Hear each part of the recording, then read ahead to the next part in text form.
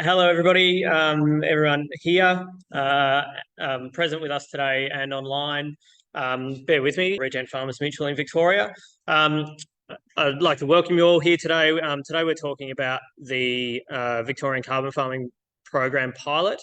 And we've also got Landcare Victoria here to talk about their New Futures program as well, and how we might be able to leverage off some of these programs happening in the region. Just before we get started, for those of you in the venue, I'll just point out facilities where you came in. If you need to head that way, help yourself to refreshments as you like. We've also got just some evacuation housekeeping to do. So in the event of an emergency, okay, I'm going to try and make this as exciting as I can.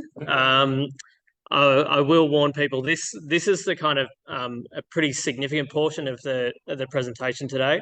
It's also very technical, and I've tried to tech it down a little bit and make it more digestible, but there are some tech bits in it. So bear with me. If I'm waffling, one of you out there, just give me the heave ho. So this section we've devoted to the Victorian Carbon Farming Program pilot. So we'll just move you through a bit of an overview of the program. What we've got here, what you can see here is the North Central CMA catchment, in which the pilot program is rolling out over the next 18 months. So the program was developed to assist the state government in reducing or hitting its goal of net zero by 2045. And to do that, what the government have done is provide incentives in establishing some high-value tree plantings across this area, with the ambition to roll this out across the state. So this catchment is the kind of guinea pig, and then hopefully in the next kind of 18 or within the next 18 months, this will start to roll out statewide. The current contribution is $3 million for the pilot, and 15 to 18 million overall. Sorry, I should know that. Across or statewide for the first tranche of funding. It involves a suite of registered or qualified or experienced project managers and consultants, one of which is Regen Farmers Mutual, and there are three others. Wood for Good, who also operate in this region, Tree Project, which Landcare people out there might know as the volunteer growing program that has just closed up, I think, this week. And thank you, Wardy, Greening Australia. So in order to create a program or a project, you need to partner with us to do that. The program will be delivered alongside Bushbank, but it's not strictly a biodiversity program. So anything to do with a strict biodiversity program must go through Bushbank. This particular program favours projects that provide strategic importance or assets for productivity enterprises. So that is farming. So we're relying on, this is incentivising farmers and farming operations to put trees in the ground. To be part of the project or run a project out, any eligible landholder will need to partner with us in order to create a project or an application for a project, which then goes to the assessment panel, and then the assessment panel makes a decision according to that. Permanence for landowners and for the RPA is a period of 10 years. So conventionally in a registered project, you're looking at 25, 50 or 100 years. This has been scaled back to a 10-year permanence period. As I say to a lot of people look at that and get a bit worried about that. Having come from the Landcare industry, I often say I've never met a farmer or stepped foot on a farm who put trees in the ground 10 years ago and wants to rip them out. Generally, they want to put more in. So I still have confidence that that's a pretty good time period to establish something. So to begin with, this is broken up into two phases. The first phase is what we're in at the moment. It's an outreach phase. So getting information out, starting to understand what sort of projects might be out there or potential projects, and starting to look to partner with groups or landholders in order to get these things running. So this involves advocacy and support for the program and encouraging or providing trust to landholders that the program is going in the right direction, and that they will be supported in delivering anything that they choose to deliver. It also includes outreach activities and engagement plans. So this event is part of that. And then the next phase is providing specialist knowledge and support in the pilot area, which we're going to do through a bunch of this stuff. So our town hall event tonight, but largely through an opportunity assessment. So what we want to do is take 9 to 12 opportunity assessments across 3 groups in the region. And to do that, we need to partner with land care networks. We need to partner with farm interest groups and people who are really interested and invested in these types of projects.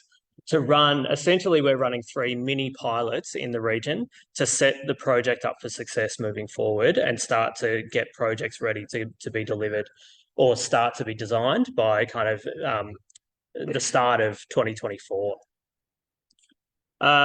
So while we do that, we will then create a webinar series that so 3 webinar series will also be delivered, and that will share that information that we kind of collect with those groups out to the broader audience in order to then start to scale that throughout the region and through the state. So as part of the pilot, we're actually trying to pilot the process as well, which refers to both what Wardy and Anthony have spoken about. And then we're going to share the learning. So really common, as it's come up earlier in the event, we're keen to share those more broadly across anybody who might be interested in this project. So phase 2 will then, after that outreach phase, and we're kind of doing it already, but phase 2 involves the project development. So that is undertaking partnerships and developing projects to get trees in the ground, in essence. So in order to do that, we need to enable the design, implementation, delivery of these tree growing processes. So there's a process prior to getting anything in the ground that we need to make sure is robust enough to handle the 10 years, be set up for success, but also contribute to those strategies and those guidelines. Part of that is identifying landowners to design and develop proposals and identify groups in which we can scale against. So ideally, we don't want isolated landholders. We want to create an aggregated scale or a landscape scale type transaction or project that might involve neighbours, it might involve a land care group, it might involve a network down the track as we start to move through this. That said, it doesn't have to be a single stage process. We might actually look at that for the long term and bring 3 in and then stagger that and start to develop landscape type priorities around a project like that. Again, that's where the New Futures project can come in and we can start to leverage off some of these other opportunities in order to move a project a little bit further down the line or set it up with further success. Proposals will be considered in terms of extent as far as what additional value might come from that project. So again, moving into opportunities like the New Futures project, or it might be generating timber or for harvest type timber products. It might be offsetting emissions associated with the farm or with the enterprise. So being able to create those emission accounts and that emissions reductions on farm. It might be that producing credits to move into the carbon credit market or setting yourself up for a registered project. Alternatively, there might be other co-benefits related to that. So there might be investment, some kind of community investment or corporate investment that we might be able to leverage out of a project such as this, similar to the Trap Rock project.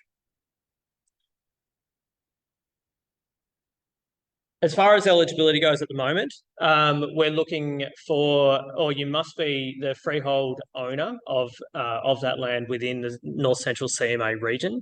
So it can only be on private land. All owners, so if the land or if the freehold is under some kind of partnership, all owners must agree to the conditions and be co-signs. So as far as maybe succession planning goes or any of that sort of stuff, we really need to keep that in mind as well for the lifetime of the project. You must have an aggregated annual turnover of less than $3 million. This is the technical part. Not have been convicted of a crime, not be a criminal, and you need to partner with one of us, as stated. As far as project size goes, there's no necessary minimum project size, but there is a maximum size of 100 hectares, and above 50 hectares, there are other things that might need to be addressed within the plan. So things like a more detailed business plan, but also over 50 hectares, you need to establish a justification as to why this investment is required for a project like that, and why it maybe can't go directly to an ERF project or be registered directly. As far as the makeup of a project, plantings can be non-contiguous, but they need to be 0.2 of a hectare or no less than 0.2 of a hectare and a minimum of 10 metres. We're actually recommending much more than that as advisors, and we're certainly recommending that we move out to between 30 and 50 metres in terms of any type of tree project, and that's in line with the ANU guidelines that have been around. They were re-released. We'll grab questions afterwards. Thanks, Dean.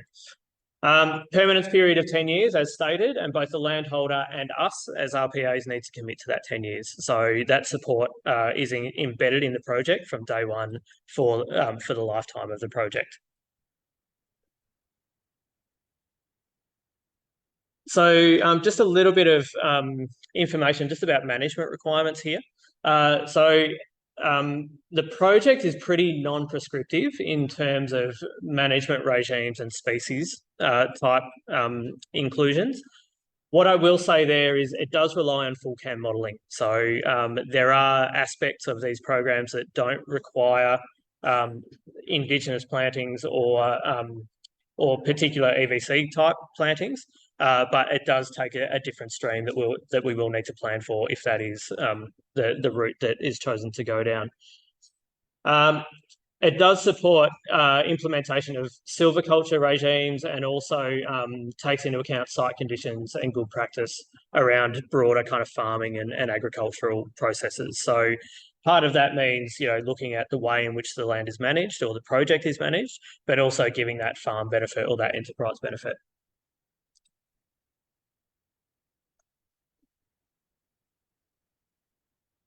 Now, when we talk about, again, technical warning here, but the guidelines and what we need to design for are two particular things: forest cover and canopy cover, and they are directly linked to the federal modelling and to the full CAM modelling as well, or the carbon methodologies. So there is a little bit of that has been embedded in this program. Plantings need to be able to achieve forest cover to a 20% cover at 2 metres high, which is quite standard. So we need to design for that. We also, it's also suggested that more plantings are put in, and then thinning or other kind of management is undertaken in order to do that. When we talk about crown cover or forest cover, that is the amount of land covered by the outer edges of a tree or a group of trees. So there are pretty rigid kind of auditing processes throughout the project that need to atone for this. And this is just an example of how you might go about that, or how the design might look.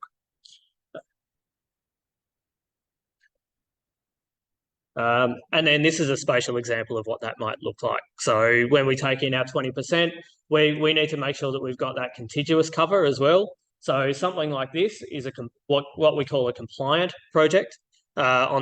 Sorry for those online, on your left if you're looking at the screen.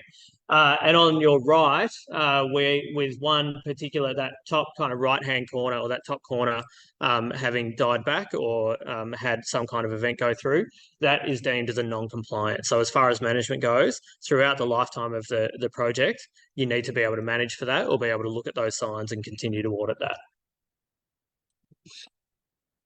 So application process and requirements, it's a 4-step arrangement here, or a 4-step process. What we've got is establishing a landowner and RPA partnership, so having a discussion about what that might look like and what the requirements might be.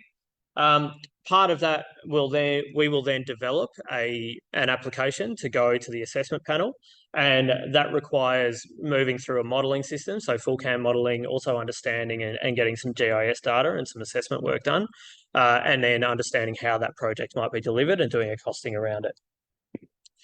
We then move into we submit that application, that project plan. We move on to a joint project assessment process. So that is then assessed by a panel, and then we get the outcome about 12 weeks later. Applications are open now, technically, and they're going to run through and close in December 2024, unless the funds are exhausted prior to that.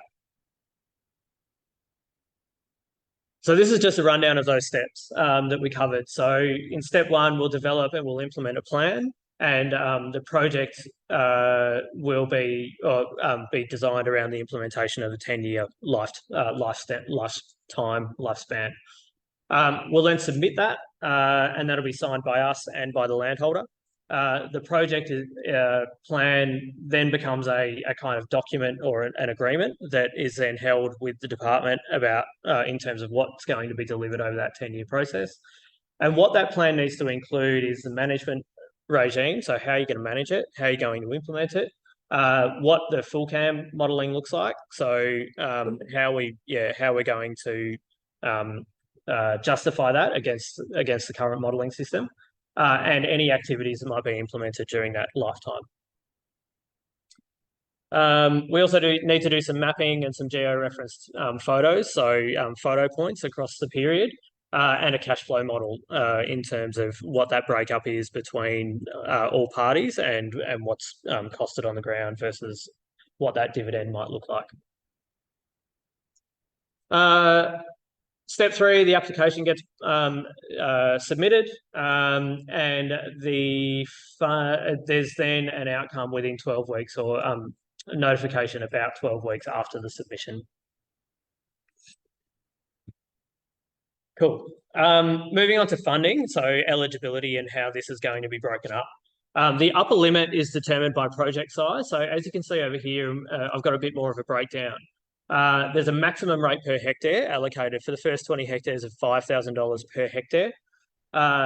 Then from 21 to 50, it drops to $3,000 per hectare, and then $2,500 per hectare after 50 hectares. The reason for that is it's indexed around economies of scale. So the bigger the project, the cheaper per hectare it should be to implement. All funding is all determined by a predetermined formula within the guidelines, and that is directly related to the tonnes of CO2 equivalent per hectare that the project will deliver via the modelling. That multiplied by the stocked carbon price indicated in the guidelines, which is $25 per tonne per tonne of CO2e. So if we do that, we then need to run. Sorry, before we get there, this is just an indication of project size versus available funding or maximum funding and the rate at which it's calculated.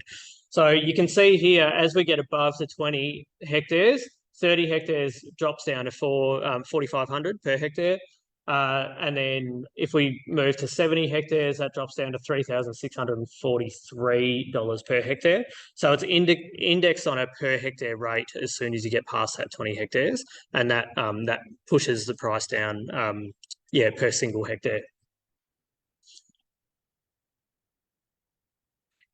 So what I've done here, just to give people a bit of an understanding of how the system might work, I've just had a look at, I think I've got about 12 different scenarios that we've had a look at here, utilising the modelling through a couple of carbon estimation tools.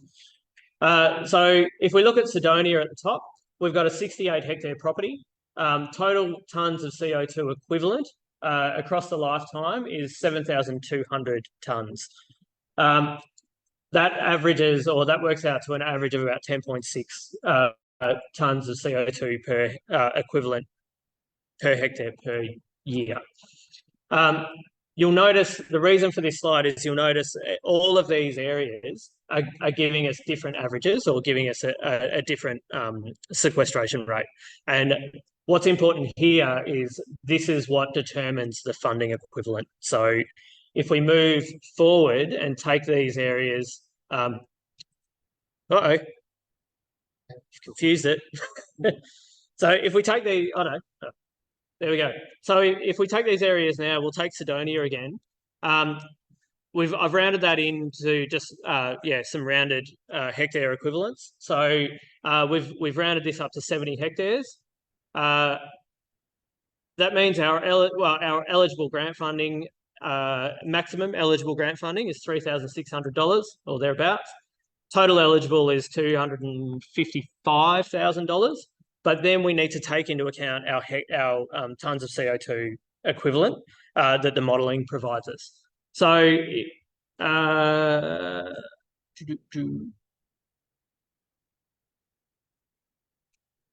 yeah. So this is rather than the 3,643 that you'll see in the eligible grant funding, if we move across to the adjusted funding, and for those in the room, this is this one here. This is how it gets worked out. So this is again technical kind of bit. So what we do here is we multiply the tons of CO2e estimation from the carbon tool. We then multiply that by the stocked carbon price of $25 per tonne, and we come out with $2,650 per hectare of eligible funding within the application. So because that estimation of CO2e is lower than I think it works out to about 15 tonnes to the hectare or thereabouts is that figure. We need to then readjust that. So that's got to come down because it's not creating as many tonnes of CO2e within the project. If we look down at Donald, or actually, no, let's take Serpentine in the red. So Serpentine in the red, we've got 100 hectares at 2.5 tonnes per hectare per year. The eligible funding is $3,300 for a project like that. But if we move across, the adjusted funding is $625 per hectare. So this is just an indication of where we need to be a little bit careful about how about sizes of projects and viability of projects. So again, we need to be able to do that modelling and understand that we're not setting people up to fail in order to do this, or where we might need to leverage other funds. So where we might need to leverage something like the New Futures project or another transaction out of Regen Farmers Mutual to be able to get that dividend up a little bit higher. If we look down the bottom at Baal, we've got a 100 hectare area, but this is actually telling us that, so the modelling tells us that we've got nearly 15 tonnes to the hectare. This is where we need to adjust ourselves down, the project down. So maximum is $3,300 per hectare.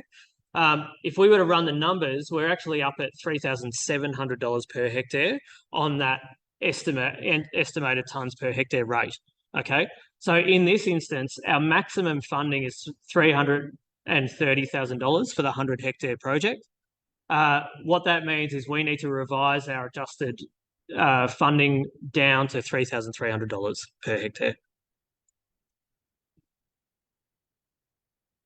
So to break that down a little bit more and hopefully clarify it a little bit, what I've done here is I've taken that Sidonia, I've taken Rochester, and I've taken Baal on the map here.